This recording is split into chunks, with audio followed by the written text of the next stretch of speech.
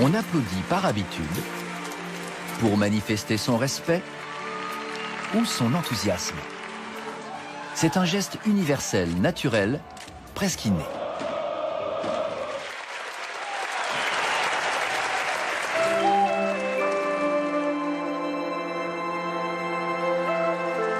L'homme qui se redresse sur ses deux jambes a soudain les mains libres pour applaudir. Mais que signifie vraiment ce geste? Et quel effet produit-il sur ceux qui reçoivent les applaudissements?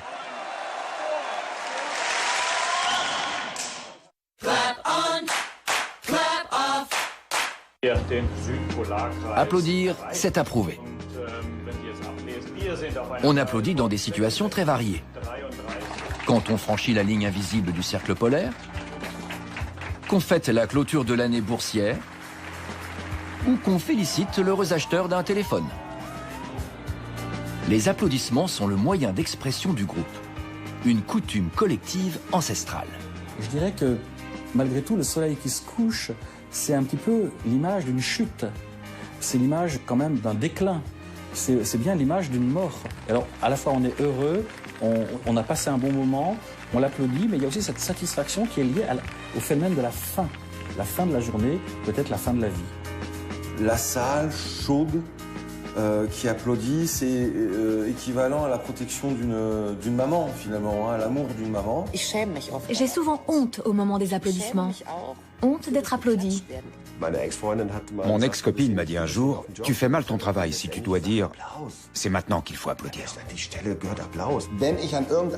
Quand j'ai ce que j'appelle une panne d'amour-propre, je peux très bien vivre sans m'en apercevoir jusqu'à ce que je monte sur scène.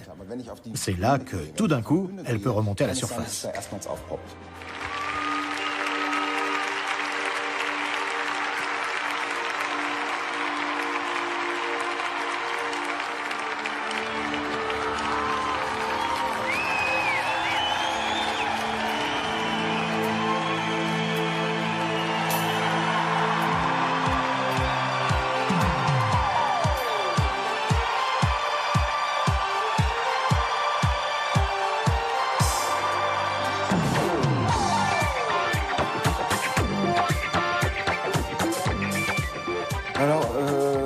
C'est que c'est ça qui est...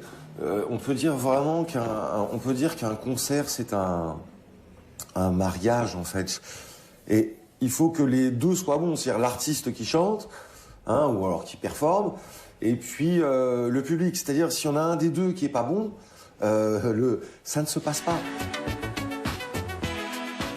Sébastien Tellier a représenté la France à l'Eurovision 2008. C'est un doux provocateur qui a collaboré avec des stars internationales comme Daft Punk et Sofia Coppola. Si j'avais à faire un concert sans applaudissements, je serais bien embêté parce que justement, pour moi, la récompense de tous mes efforts, ce sont les applaudissements. Au-delà de la billetterie, c'est-à-dire au-delà de l'argent et ce qu'on a rempli, il faut que ça claque à la fin. Si l'on part du principe que l'artiste se nourrit des applaudissements, beaucoup plus que de l'argent des spectateurs, les applaudissements seraient alors comme du bon pain, et les spectateurs des boulangers. Et si ces derniers envisageaient de s'abstenir d'applaudir? C'est comme si on allait au restaurant et qu'on ne laissait pas de pourboire. Quand je n'en laisse pas, c'est pour une bonne raison. C'est pareil avec les applaudissements. Si j'ai aimé le spectacle, j'applaudis volontiers, pour montrer aux comédiens que ça m'a plu. Au Schauspielhaus d'Hanovre, on joue Le Prénom, une comédie d'Alexandre de la Patelière et Mathieu Delaporte. Une pièce qu'on donne souvent et qui affiche toujours complet. Chaque représentation fournit un bon exemple d'applaudissements nourris et enthousiastes. Que se passerait-il si le public n'applaudissait pas? Bonsoir mesdames et messieurs, cher public. Ce soir, nous aimerions vous proposer de partager une expérience. Demander au public de ne pas applaudir à la fin de la pièce, soit. Mais va-t-il pouvoir s'abstenir? Alors qu'il ne peut déjà pas retenir ses applaudissements pour approuver notre demande? Et comment vont réagir les comédiens? Génial, cool. Si c'est ça, je m'en vais. D'accord.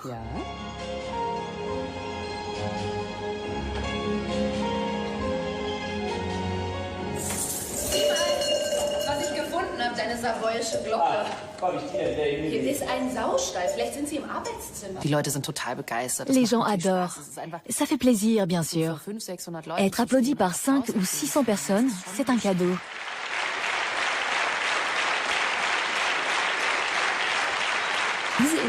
Cette vague d'énergie se forme, monte sur scène et vous emporte. C'est comme une vraie vague qui vous arrive dessus et dans laquelle on peut se jeter. C'est très agréable.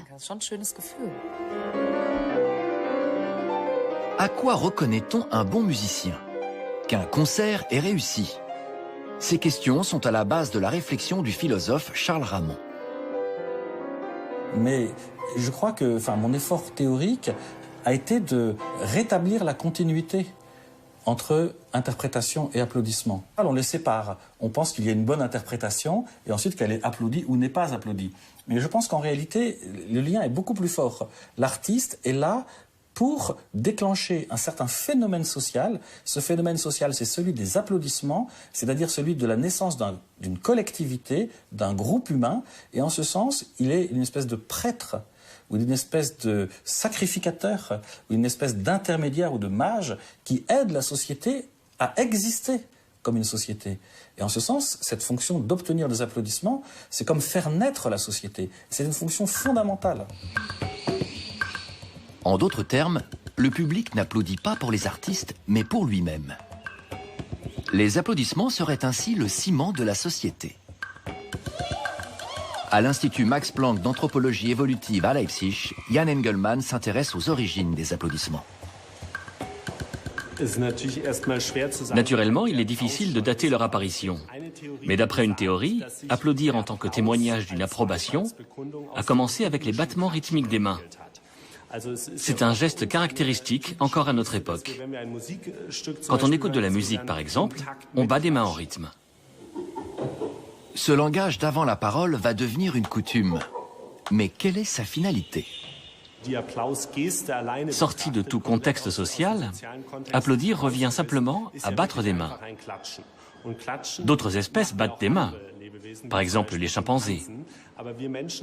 Mais au cours de son évolution, l'homme a transposé ce geste basique dans un contexte social, dans des situations où l'on veut évaluer autrui. Évaluer autrui collectivement en applaudissant crée du lien et procure un sentiment de sécurité. Applaudir, c'est faire du bruit en groupe. C'est la promesse d'une communauté, cette base fragile de la civilisation.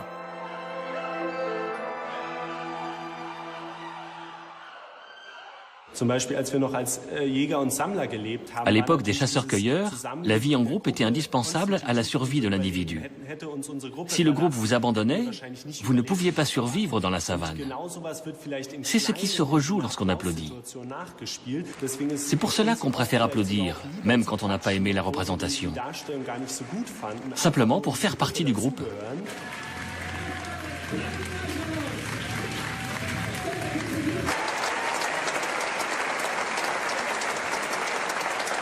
Pour pouvoir applaudir, l'être humain a besoin d'hommes et de femmes qui l'enchantent, suscitent le désir et lui offrent un miroir de lui-même.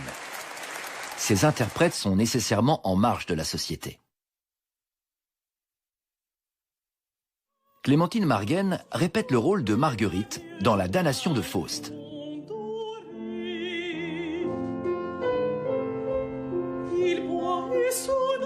Comme un athlète, entretenir tout son corps, faire du sport, étudier les langues. J'écoute énormément de musique.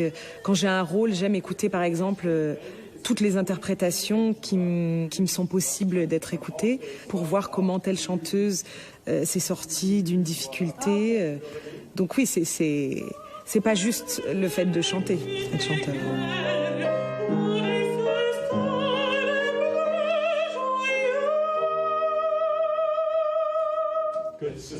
Ok, non.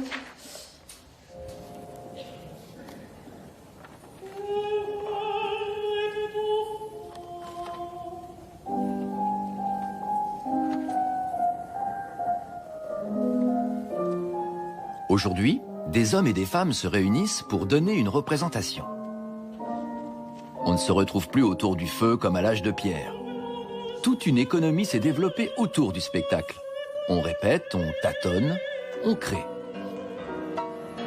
Comme au Deutsche Oper à Berlin, Christian Spuck met en scène l'opéra de Berlioz avec un chœur de 120 chanteurs, 5 solistes, 20 danseurs, un orchestre exceptionnel et d'innombrables techniciens en coulisses. Plus de 300 personnes participent au spectacle. Lorsque le théâtre apparaît en Grèce antique, il donne lui-même naissance aux applaudissements. L'acoustique légendaire des amphithéâtres ne sert pas qu'à la compréhension du texte. Elle permet également au public de s'exprimer par des commentaires ou des applaudissements. C'est la bande-son de la démocratie naissante. Plus tard, à Rome, on peut battre des mains en creux, ou à plat, ou en agitant sa toge. Les applaudissements romains ont plusieurs variantes. À leur arrivée au théâtre, les grands sénateurs sont salués par 3 courtes salves d'applaudissements. Au Colisée de Rome, le public qui applaudit décide de la vie ou de la mort des gladiateurs. Les modalités de l'applaudissement changent selon les civilisations. Mais c'est chaque fois un miroir de la société. Les Allemands réputés pour leur discipline applaudissent particulièrement longtemps, par exemple.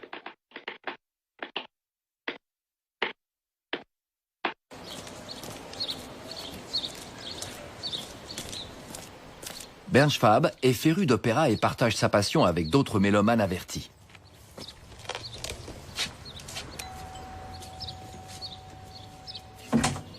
Salut Bernd. Salut Uli. Content de te voir. Applaudir, crier bravo ou huer lors d'une première, ce sont pour moi des formes d'expression du public, une manière d'articuler ce qu'il ressent.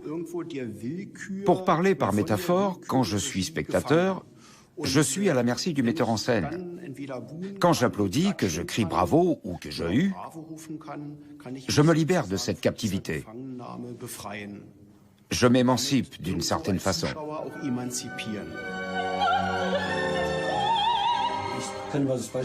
Lohengrin est un bon exemple. C'est l'un de mes opéras favoris. J'ai adoré cette représentation et je l'ai fait immédiatement savoir en criant un bravo tonitruant. Dès que le rideau est tombé. Tu vas voir, on l'entend.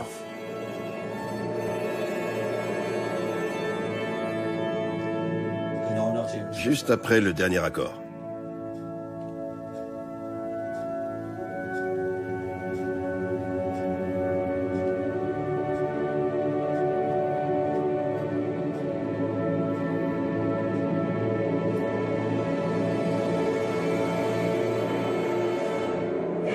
Maintenant. Tu étais le tout premier. Oui, mon temps dure une fraction de seconde. Au XVIIIe et XIXe siècle, on va au théâtre pour passer une soirée en société. Ce qui se passe sur scène est secondaire. Quand et comment la relation entre les comédiens et le public a-t-elle évolué? Quand les spectateurs sont-ils devenus plus respectueux? C'est le sujet d'étude de Bettina Brandl-Risi. On va au théâtre pour retrouver des amis, pour discuter. Dans certains théâtres, les loges sont même équipées de rideaux qu'on peut tirer pour créer de l'intimité. Certains vont jusqu'à recevoir des femmes et avoir des relations sexuelles dans leur loge.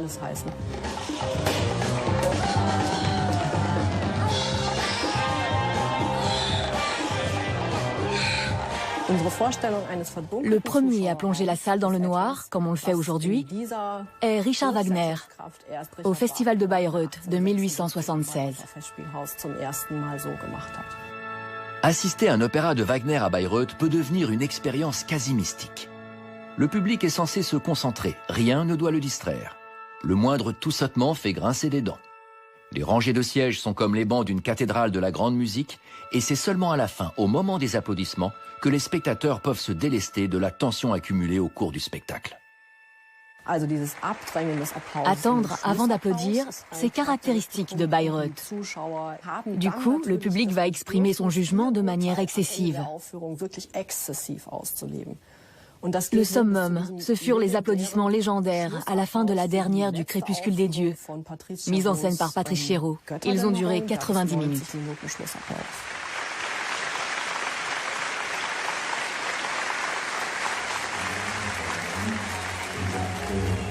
Es sei eine wunderbare Sache und ich war überglücklich.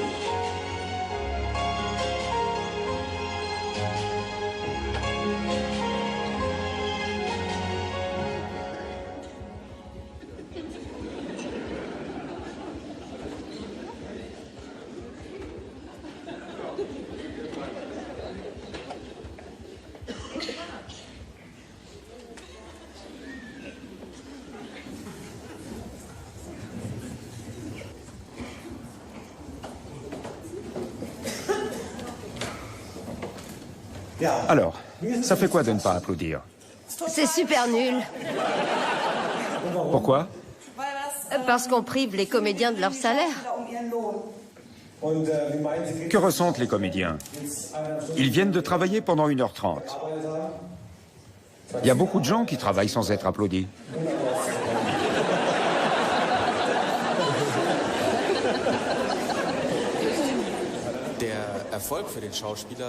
Le succès se mesure aux applaudissements. C'est bête de s'en priver. C'est idiot, on a vu. Tout simplement idiot. Je me sens nue devant le public. C'est moins vrai avec le rituel des applaudissements. Il nous protège. Là, on est dénudés. Eh bien, on reste bloqué, comme suspendu dans l'air.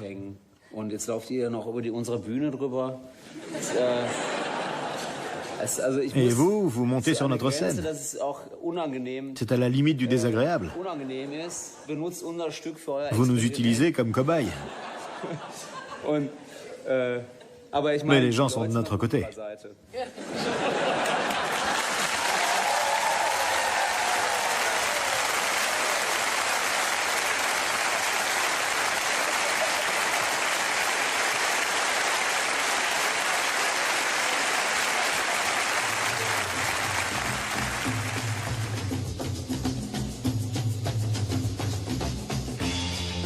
Marco Lauffenberg est un parfait inconnu, un homme de l'ombre. Pourtant, toutes les semaines, il se tient devant des milliers de spectateurs et déclenche leurs applaudissements. C'est son métier. Il est chauffeur de salle.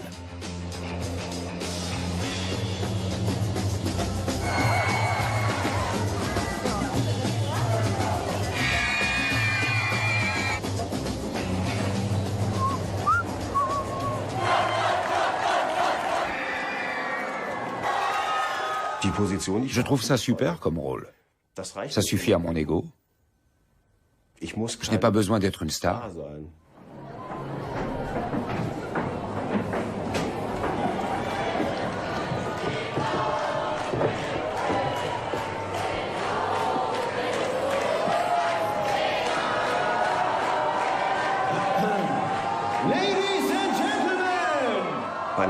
Sur un talk-show de fin de soirée, ou une émission classique pour adultes, c'est un peu comme si je faisais la première partie.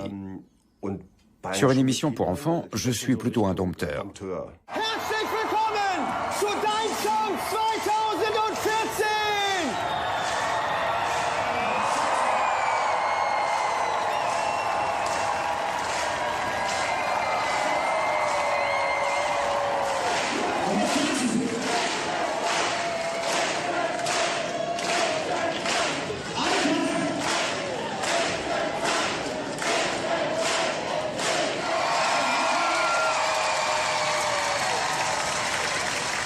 Und ich rufe diese Namen jetzt mal in den Raum und ich hätte ganz gerne von euch tollen Applaus für alle Künstler. Das ist ganz, ganz wichtig. Deswegen lasst was hören. Heute auf unserer Bühne Laura. Jawohl, und die Transparento. Nochmal, da müsste ich hier, Jule. Die Frau neben dir hat schon wieder nicht mitgemacht. Da musst du ein bisschen aufpassen. Das hat mir nicht gereicht. Wenn du merkst, dass die keine Lust hat, dann machst du so ein bisschen mit dem Ellbogen und sagst Spaßbremse. Je fais la différence entre des applaudissements spontanés et des applaudissements sur commande. Une foule a toujours une dynamique. Si un claqueur donne le rythme, ça s'entend. Moi, je ne fais pas ça. J'aime pas ça. À l'époque, les claqueurs ont fait leur apparition quand l'Opéra de Paris a subi une profonde transformation.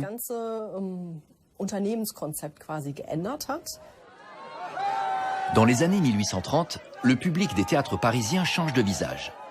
Les nobles n'ont plus les moyens d'aller au spectacle. Ils sont remplacés par des bourgeois qui n'ont pas la même instruction. C'est à ce moment-là que les claqueurs apparaissent avec un rôle de pédagogue, pourrait-on dire. Le tapageur tape des mains, le rieur rit là où il faut, et le pleureur verse de chaudes larmes. Un chef de claque dirige la troupe qui peut compter jusqu'à une centaine de claqueurs.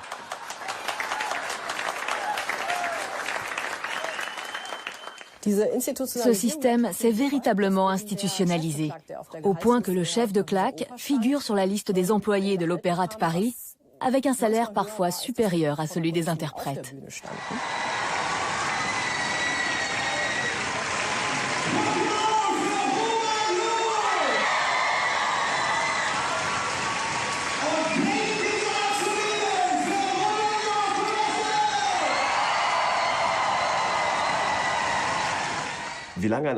Combien de temps dure un passage sur scène?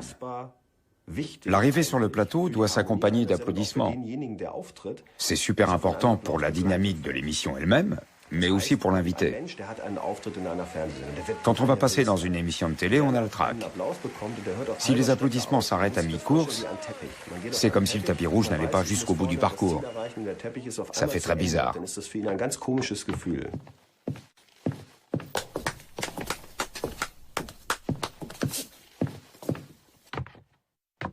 Applaudir sert à approuver, mais aussi à maintenir une cohésion. Rhythmisch klatschen kriegst du hin. Vielleicht. Vielleicht. Komm, wir versuchen das mal zusammen. Rhythmisch klatschen. Achtung.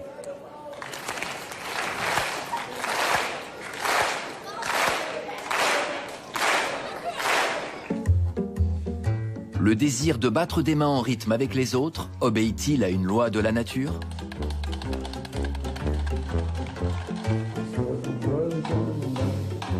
Les choses et les gens n'ont-ils pas tendance à synchroniser leurs mouvements pour faire naître de l'harmonie en lieu et place du chaos ?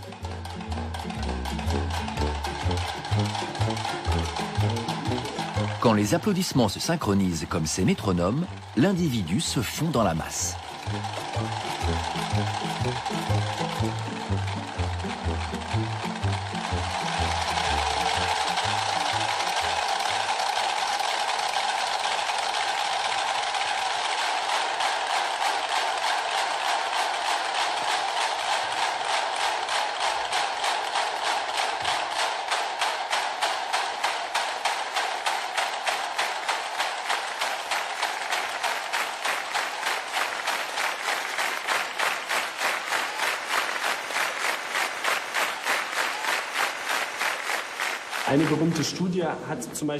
Dans une expérience désormais célèbre, on a fait marcher des sujets en cadence. Ceux qui ont marché en cadence sur 50 mètres ont adopté par la suite un comportement beaucoup plus social envers leurs camarades que les individus qui avaient simplement marché en groupe, mais pas en cadence. Quelque part dans l'oreillette du cœur, une cellule anonyme dirige des milliards d'autres cellules pour qu'ensemble, en cadence, elles fassent battre le cœur.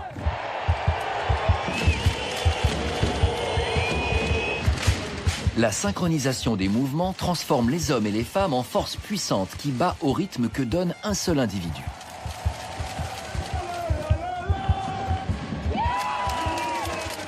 Le sport, c'est du théâtre. La rencontre opposant l'équipe de basket d'Alba Berlin à celle de Bamberg, son éternel rival, est l'un des temps forts de la saison. Alba perdait.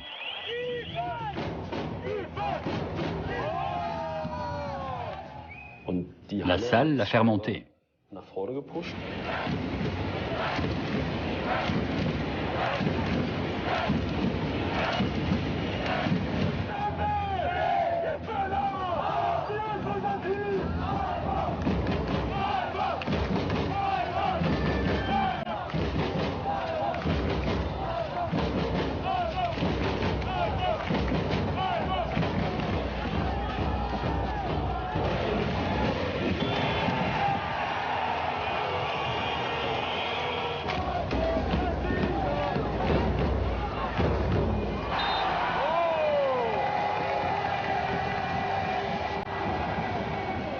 C'est la salle qui lui a permis de remporter le match.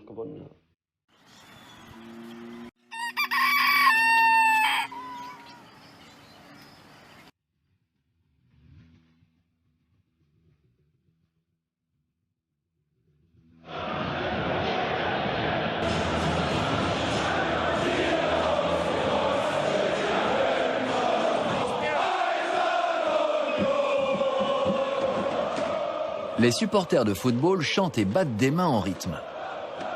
Ils forment un groupe uni par le désir de voir leur équipe écraser l'adversaire. Puisque le ballon de foot, un morceau de cuir, représente assez bien, on imagine la tête, soit d'un animal, soit même d'un homme, qui servait d'enjeu dans des mises à mort rituelles très anciennes. Et donc, tout ce public qui crie, qui hurle devant des équipes en train de se partager quelque chose qui est en cuir, et le cuir c'est de la peau. Applaudir évoque un rituel antique et puissant. Il possède une force ancestrale. C'est tout son intérêt en politique. Il révèle d'ailleurs beaucoup de choses sur le régime politique en vigueur. Louis XIV, par exemple, applaudissait seul. C'était son privilège. La cour n'applaudissait qu'après son départ et seulement si le roi avait applaudi.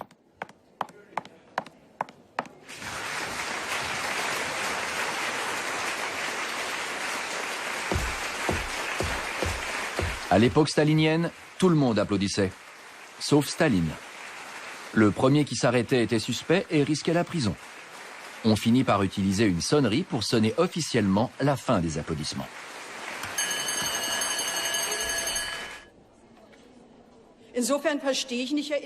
Aujourd'hui, au Parlement allemand, seuls les députés peuvent applaudir, pas les visiteurs. On craint qu'ils n'influencent les représentants du peuple.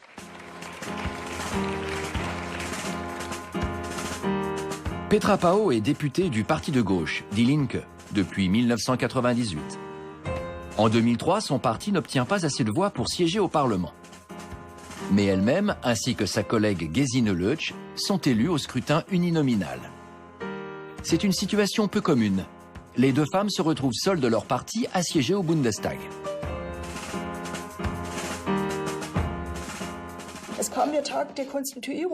Lors de la première séance plénière du Bundestag, je découvre que, dans l'hémicycle, on a installé 2 chaises toutes seules, tout derrière, devant la porte, pour les députés sans groupe parlementaire. On élit le président du Parlement et, comme le veut l'usage, le candidat victorieux fait un petit discours. À ce moment-là, je comprends que ma collègue et moi-même allons avoir une grande responsabilité envers les électeurs et les électrices, bien sûr, mais aussi l'une envers l'autre, parce que, a priori, nous ne pourrons compter que sur nous-mêmes pour nous applaudir pendant cette législature. En plus, nous aurons une grande distance à parcourir pour rejoindre la tribune et les sténographes. Dès la première séance, on s'est applaudi mutuellement tout le long du chemin.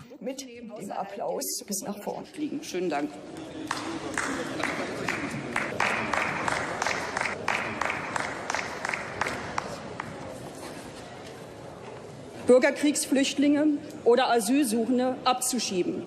Auch deshalb werden Gesine Lötsch und ich heute mit Nein stimmen. Applaudir toutes les prises de parole est une fâcheuse habitude comprise tous les groupes parlementaires, même le nôtre.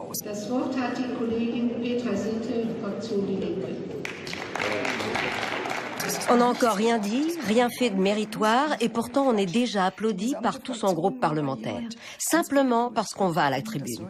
Les députés devraient arrêter, c'est de la mise en scène. Ça n'a rien à voir avec le débat politique, ni avec une véritable reconnaissance.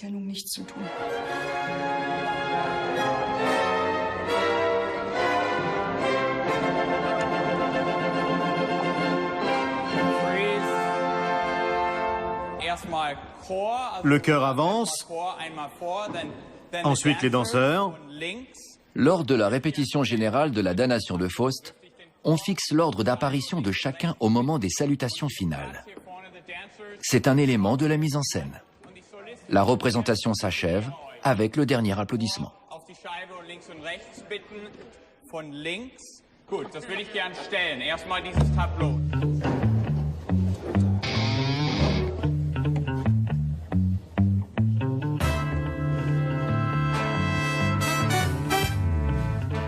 La première de la damnation de Faust aura lieu dans quelques jours. Aujourd'hui, c'est la présentation à la presse. Le metteur en scène et chorégraphe Christian Spook a le trac.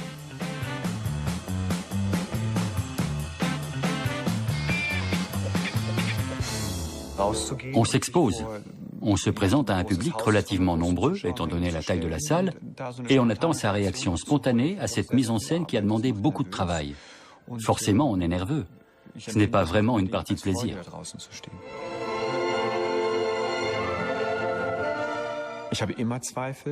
Dans mon travail de metteur en scène et de chorégraphe, je doute en permanence. Ça commence dès la première seconde, dès l'instant où je choisis la pièce. Je ne comprends pas pourquoi le metteur en scène est toujours devant, comme un Deus ex machina qui sait tout et dirige tout le monde.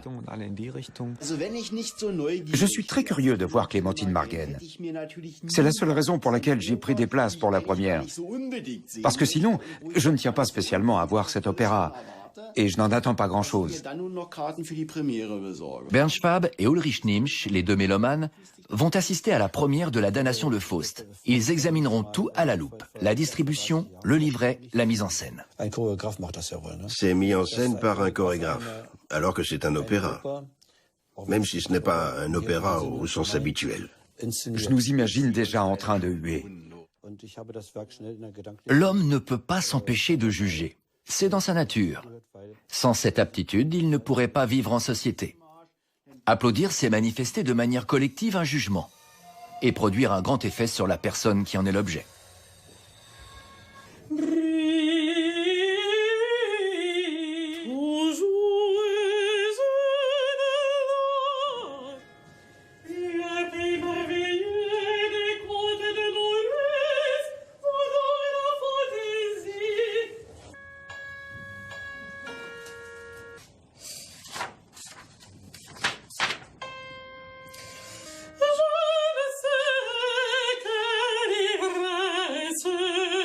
Je sais à la dernière note chanter comment j'ai chanté. Et je veux dire comment j'ai chanté par rapport à ce que je peux donner. Si j'ai été meilleure ou moins bonne qu'en répétition. Et ça, c'est un jugement personnel et que je suis la seule à connaître.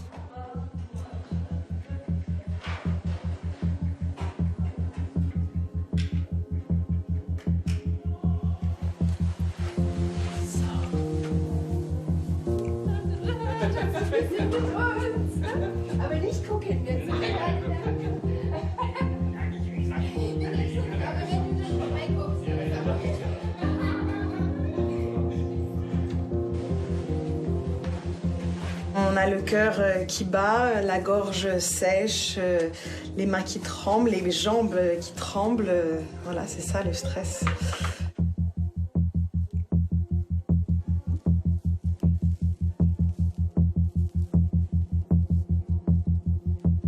Le jour de la première, chacun gère son trac comme il peut. Certains s'isolent, d'autres préfèrent avoir de la compagnie.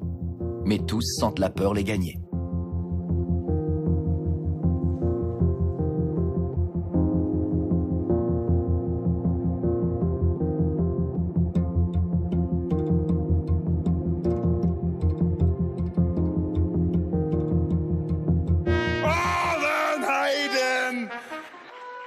Démonstration de coaching lors d'un congrès.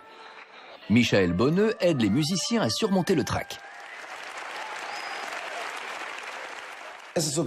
Quand je suis au centre de l'attention d'un groupe, je suis tendu comme 80% des gens. Je pense que c'est lié à l'évolution de l'espèce. Il y a 25 000 ans, si je m'étais trouvé au centre de l'attention d'un groupe, devant des inconnus, ça aurait été dangereux. Tu as trouvé ça comment? Ce n'était pas une situation normale. Ah bon? Maintenant, tu vas donner seulement 80% de toi-même. C'est possible? Oui. Fais ça alors. Pour ma petite expérience, j'ai besoin de ce premier passage. Et 80%, ça me suffira.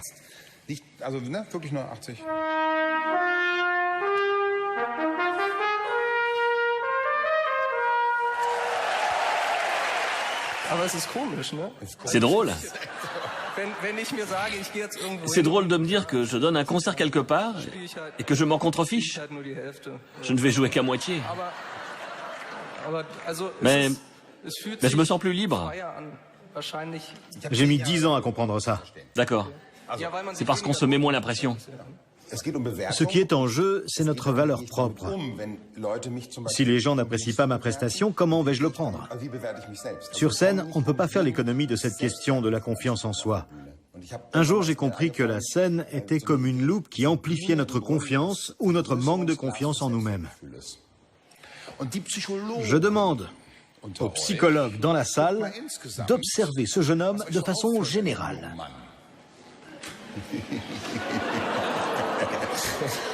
Notez vos remarques, s'il vous plaît. On va les lire après. À vous.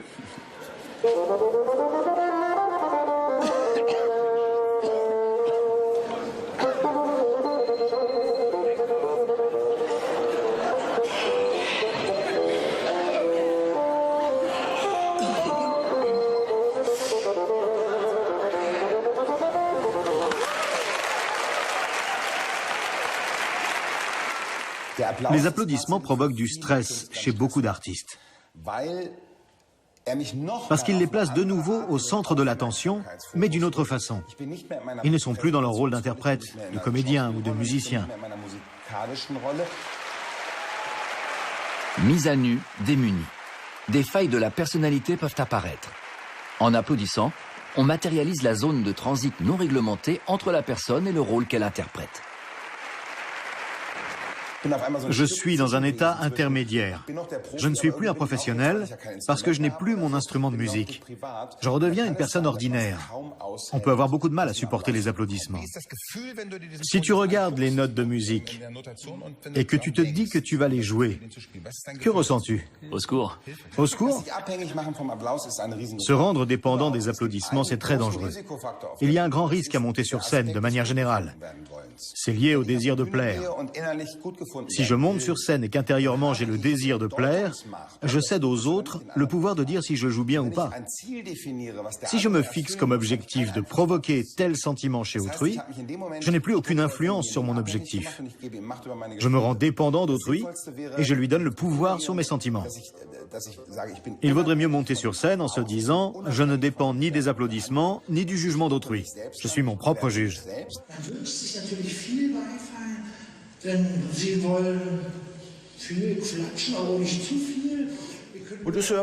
La toute première forme d'autocritique, c'est la durée d'applaudissement que je m'autorise. Si je trouve que la soirée n'était pas géniale, je me dis que 30 secondes, ça suffira bien. Et si c'était super, je me donne 50 secondes. C'est comme ça que ça fonctionne, et ça me va bien. Les soirées d'improvisation de Jürgen Kuttner existent depuis 15 ans. Elles sont devenues une institution à la Volksbühne de Berlin. À chaque fois, l'artiste joue avec les mots durant plusieurs heures, sans texte ni souffleur.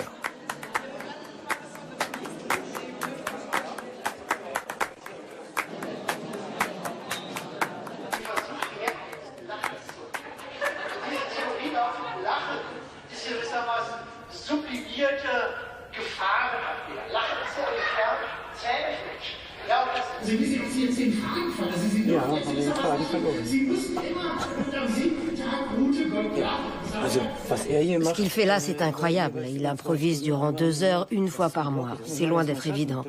C'est pas à la portée de tout le monde. Chapeau.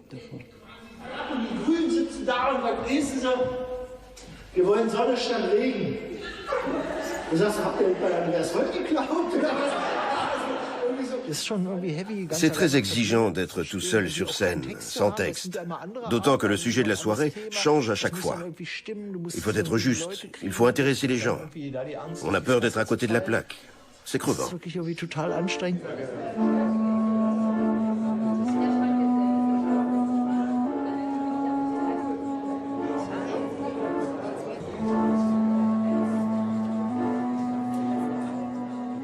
Pour moi, l'enfer, ce serait d'être assis seul dans ma loge, dans une pièce isolée, complètement insonorisée.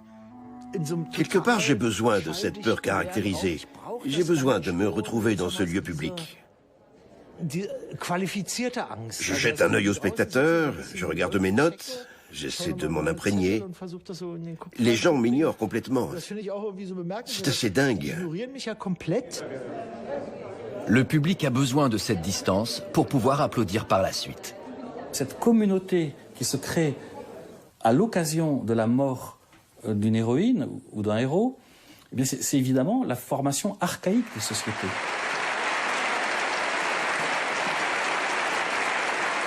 Il faut qu'il y ait par exemple quelqu'un qui est tout seul sur la scène, souvent c'est une femme, c'est-à-dire un être faible.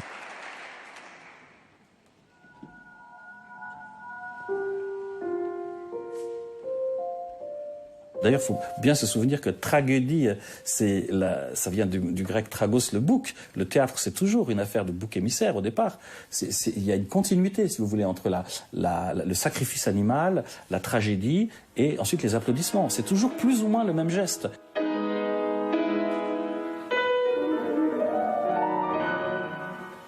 C'est-à-dire une foule entière qui se réjouit de la mort ou de l'immobilité de quelqu'un qui est tout seul par rapport à elle, donc qui est en position d'infériorité et de grande faiblesse.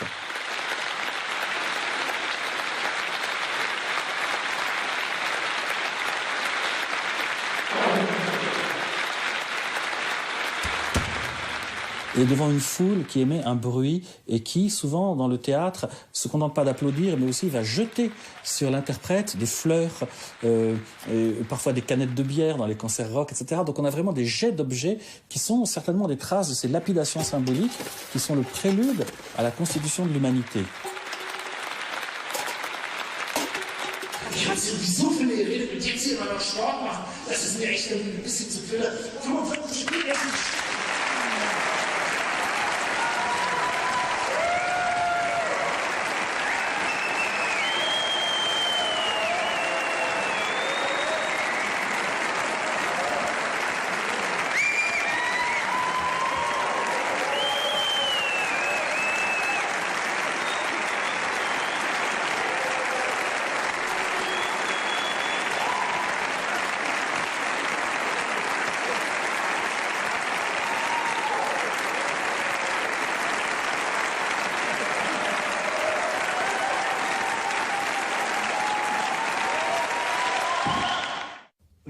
Quand ils font silence comme ça d'un coup, c'est énorme.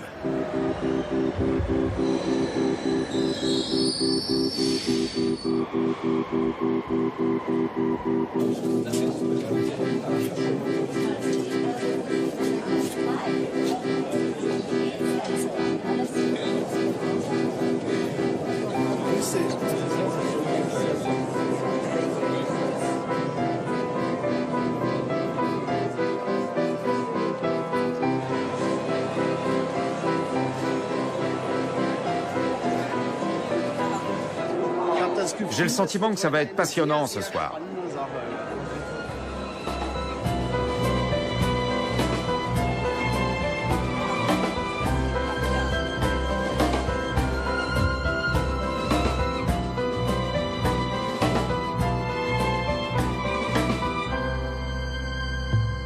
Au théâtre, on dresse un compte-rendu de représentation. C'est le métier de Karin Beyer à la Volksbühne de Berlin depuis 30 ans. Une chose qu'on note toujours dans le compte-rendu de représentation, c'est la durée et l'intensité des applaudissements. L'assistant du régisseur ou l'avertisseur se place à droite ou à gauche de la scène pour diriger la troupe pendant les applaudissements. Parce que les comédiens ont tendance à se disperser. Je pense que c'est dans tous les théâtres pareil. Quand ils ont terminé et qu'ils sont sur le côté, la pression retombe. Ils ne sont plus concentrés, ils ne savent plus qui doit aller où ni dans quel ordre. Alors on s'en charge. On se met sur le côté, on a l'ordre des salutations sous les yeux et on leur dit « à toi, on donne le rythme. On fait une pause, ou alors tout le monde moins vite, en avant, en arrière. » On consigne le nombre de rideaux et la durée des applaudissements. L'applaudissement devient ainsi l'unité de mesure de la comptabilité artistique.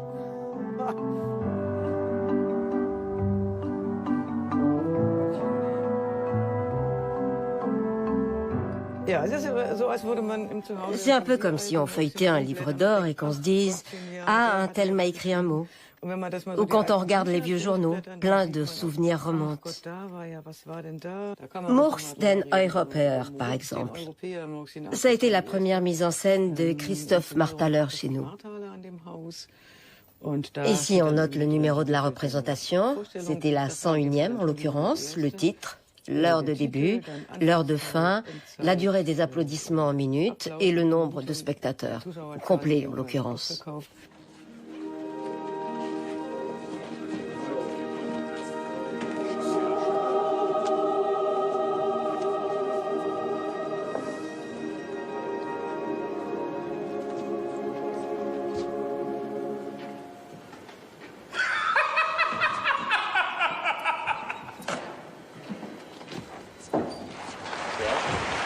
Lumière.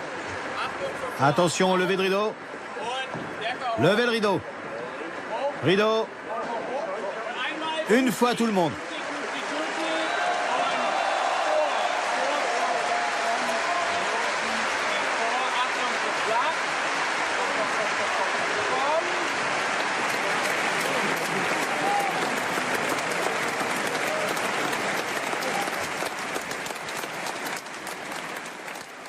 Puisqu'on arrive en tant que moi, Clémentine, je viens vous demander comment avez-vous apprécié ma prestation. C'est très agréable, c'est très excitant.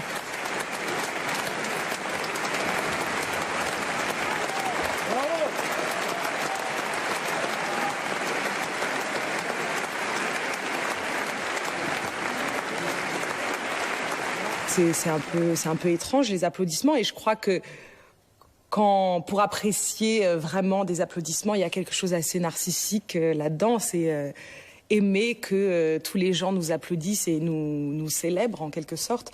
Donc ça vient avec l'âge, je crois, le narcissisme.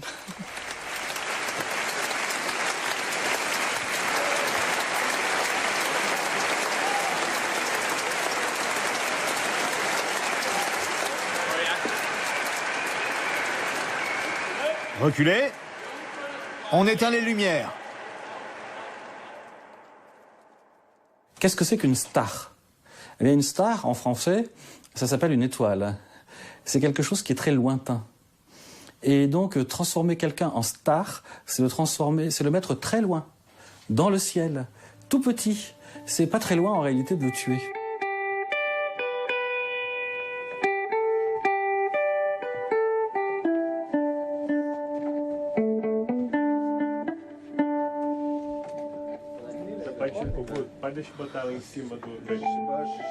Tout le monde a envie, après le concert, de continuer à passer la soirée avec moi. J'ai envie que les gens me trouvent super sympa, super intelligent, voilà, qui m'adorent, quoi, voilà.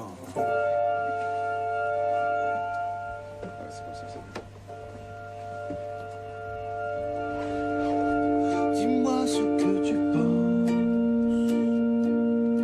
Moi j'aime aussi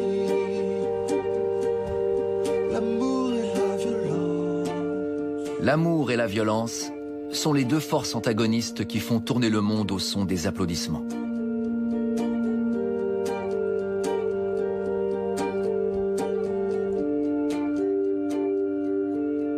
L'homme est une hydre à deux têtes. L'une cherche à se fondre dans la masse et l'autre à sortir du lot. Certains osent braver le danger et se présentent devant la société pour que la foule puisse s'unir et ne faire qu'une.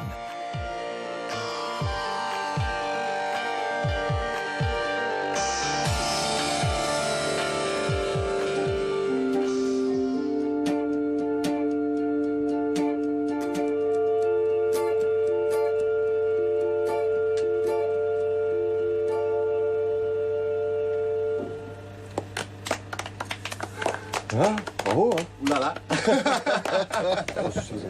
Le concert où il y a le plus d'applaudissements, qui dure le plus longtemps. Et c'est pour ça qu'il y a un phénomène de grande proximité, je suis convaincu, entre la starisation et la victimisation. Et très souvent, les interprètes, dans la musique pop, etc., sont soumis au même phénomène. On veut les toucher, on veut prendre un morceau de eux-mêmes.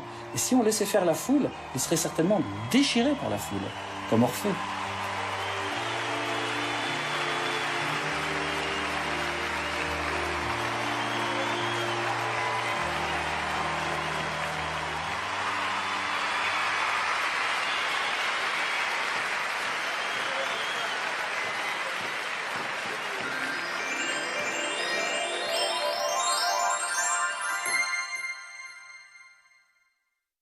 Merci.